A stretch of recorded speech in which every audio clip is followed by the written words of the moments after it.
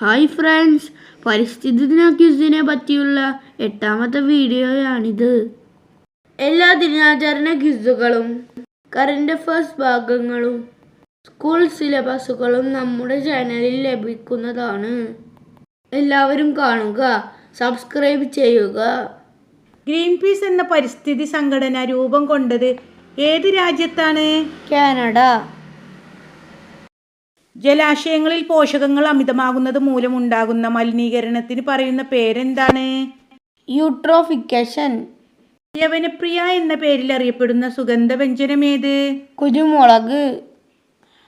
കാടെവിടെ മക്കളെ മേടെവിടെ മക്കളെ ആരുടെ വരികളാണ്? അയ്യപ്പ പണിക്കർ. ഹോർത്തൂസ് മലബാറിക്കസിൽ പ്രതിപാദ്യ വിഷയം ഏതാണ്? മലബാറിലെ സസ്യങ്ങൾ. കേരളത്തിലെ ഏറ്റവും വടക്കേ അറ്റത്തുള്ള വന്യജീവി സങ്കേതം? കേരളം വന്യജീവി സങ്കേതം. ബ്ലൂ ഫ്ലാഗ് സർട്ടിഫിക്കറ്റ് എന്തുമായി ബന്ധപ്പെട്ടിരിക്കുന്നു? ബീച്ചുകളുടെ ഗുണനിലവാരം. ബ്ലൂ ഫ്ലാഗ് സർട്ടിഫിക്കറ്റ് ലഭിച്ച കേരളത്തിലെ കടൽ തീരം ഏത്? കാപ്പാട്, കോഴിക്കോട്. കേരളത്തിലെ ഏറ്റവും ചെറിയ വന്യജീവി സങ്കേതം ഏത്? പാമ്പാട്ടുംചോല വന്യജീവി സങ്കേതം. കേരളത്തിൽ ഏറ്റവും കൂടുതൽ ചന്ദന മരങ്ങൾ കാണപ്പെടുന്നത് എവിടെയാണ്? മറയൂർ.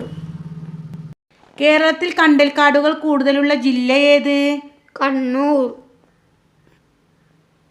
കേരളത്തിൽ കണ്ടൽക്കാടുകൾ കുറവുള്ള ജില്ല ഏത്? കൊല്ലം. ഭൂമിയുടെ വൃക്ക എന്നറിയപ്പെടുന്നത്? വനങ്ങൾ.